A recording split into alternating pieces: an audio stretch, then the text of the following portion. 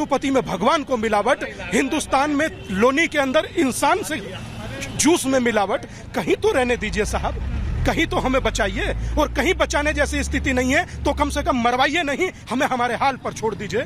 आज महाराज जी हैं, ठीक है, सब अच्छा चल रहा है, कल नहीं होंगे, कहाँ जाएंगे? सर, लगातार ऐसी तस्वीरें सामने आती है, कई ऐसे वीडियोस भी सामने आते हैं, तो फिर ऐसे में क्या उचित कार्रवाई होनी चाहिए? संगठित होकर, एक होकर हर बात का प्रतिकार करना। अगर आज प्रतिकार नहीं करेंगे तो कल जो इसके साइड इफेक्ट होंगे बहुत बुरे होंगे, इतने बुरे होंगे कि मैं समझता हूं कि हम लोग देख नहीं पाएंगे। महापंचायत में आप आए हैं, मांग क्या रख रहे हैं आप? हिंदू महापंचायत ने कहा कि एक स्वर में कहा जाए कि हम लोग एक हैं, और यहाँ पर जो जूस में मिलावट कर कर सभी लोगों को पिलाया गया, उनके खिलाफ ऐसी सजा हो जो नजीर बने, लोगों की आत्मा कांपे किसी का धर्म बर्बाद करने के लिए। तो स्वामी दीपांकर के बाद साध्वी प्राची ने भी ऐसा करने वालों के खिलाफ कड़ी कार्रवाई की मांग की है। क्या कुछ कहा गया उनकी ओर से, सुनवाते हैं आपको। इस महापंचायत में आई है मैम, आप इस महापंचायत में आई है, मांग क्या है कि आज इस महापंचायत से कौन सा ऐतिहासिक फैसला लिया जाएगा? अभी मंच से बताएंगे, चलो। इस तरह की घटनाएं मैम हो रही है, इस पर क्या कहें? इस तरह की घटनाओं पर कड़ा से कड़ा कानून बने, और वो कड़े से कड़ा कानून जल्दी से जल्दी बने।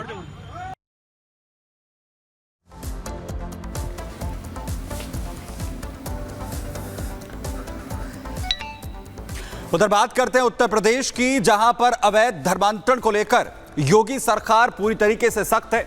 उत्तर प्रदेश के अलग अलग जिलों में बड़ी कार्रवाई को अंजाम यहां पर दिया गया, ताबड़तोड़ कार्रवाई जो है वो की गई है, और साफ संदेश है कि धर्मांतरण जो है वो किसी भी तरीके से बर्दाश्त नहीं किया जाएगा। देखिए,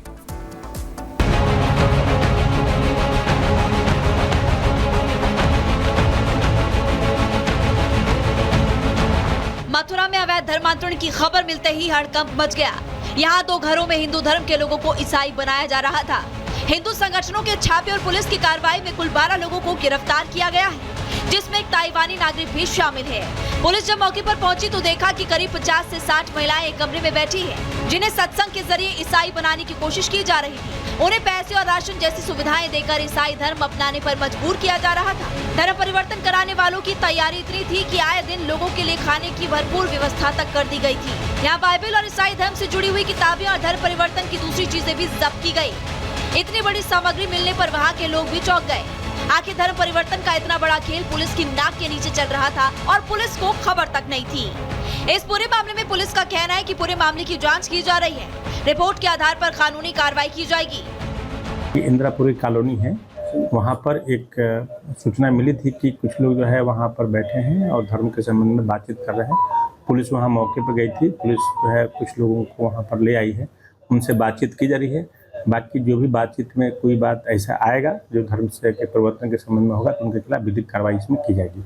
अभी उसमें पूछताछ की जा रही है जो लोग वहाँ पर मौके पर मिले थे। एक ऐसा ही मामला यूपी के गाजियाबाद से भी सामने आया, जहां एक महिला ने अपने पति पर धर्मांतरण का आरोप लगाते हुए केस दर्ज करवाया। पुलिस के मुताबिक महिला गाजियाबाद के कौशाम्बी थाने पहुंची, अपने पति पर जबरन धर्मांतरण का केस दर्ज करवाया। महिला के मुताबिक उस्मान नाम के युवक ने आयुष्मान बनकर उससे शादी की। शादी के बाद जबरन धर्म परिवर्तन करने की कोशिश भी की। उसने विरोध किया तो ससुराल वालों ने बदसलूकी करते हुए मारपीट की, साथ ही जान से मारने की धमकी तक दे डाली। पत्नी ने उस्मान पर हकीम के साथ मिलकर गर्भपात का भी आरोप लगाया है। पीड़िता के मुताबिक पहली पत्नी होने के बाद भी उसने दूसरी शादी की। महिला ने इस पूरे खेल में पति समेत 12 लोगों के खिलाफ केस दर्ज करवाया।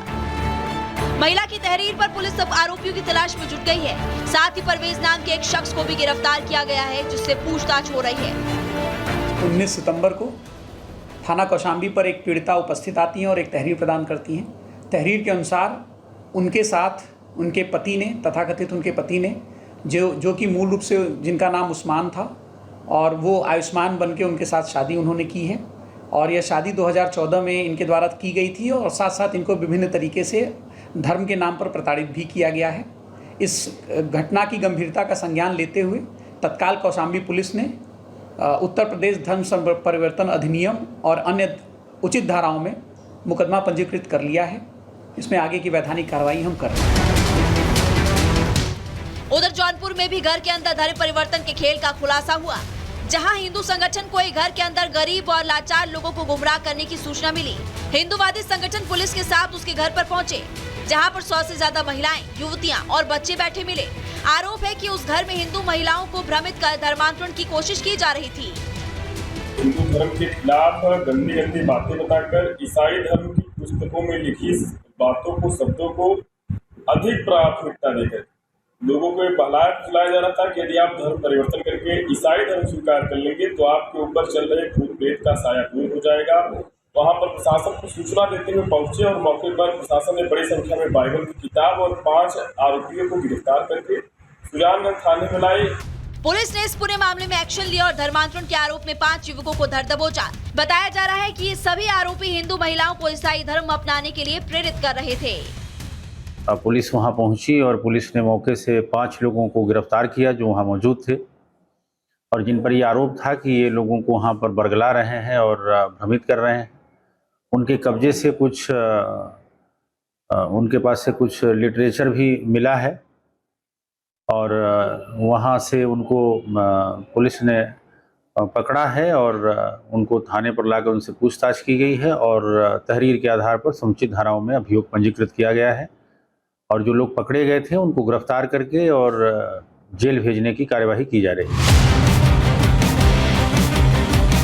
यूपी में धर्म परिवर्तन और लव जिहाद की कई घटनाएं सामने आती रही हैं। बहुत से मामलों में लड़कियों की हत्या और गायब होने की भी खबरें सामने आई है।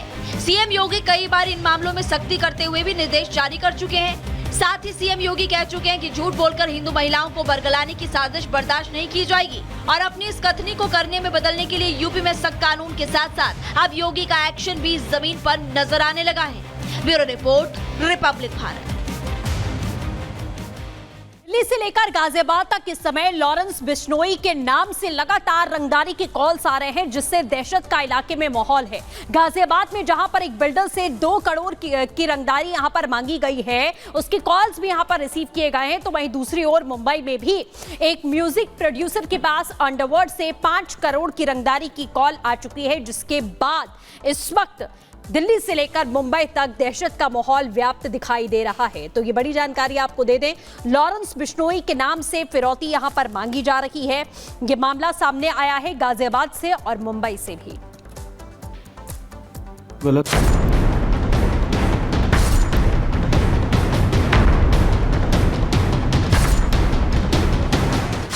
लॉरेंस बिश्नोई के नाम पर रंगदारी, दहशत में कंस्ट्रक्शन कारोबारी। गाजियाबाद के कारोबारी सुधीर मलिक के फोन पर व्हाट्सएप कॉल आता है, 2 करोड़ रुपए तैयार रखो, मजाक मत समझना। ये आवाज आते ही कारोबारी सुधीर मलिक के होश फाख्ता हो गए, क्योंकि फिरौती गैंगस्टर लॉरेंस बिश्नोई के नाम पर मांगी जा रही थी। सुधीर मलिक को पैसे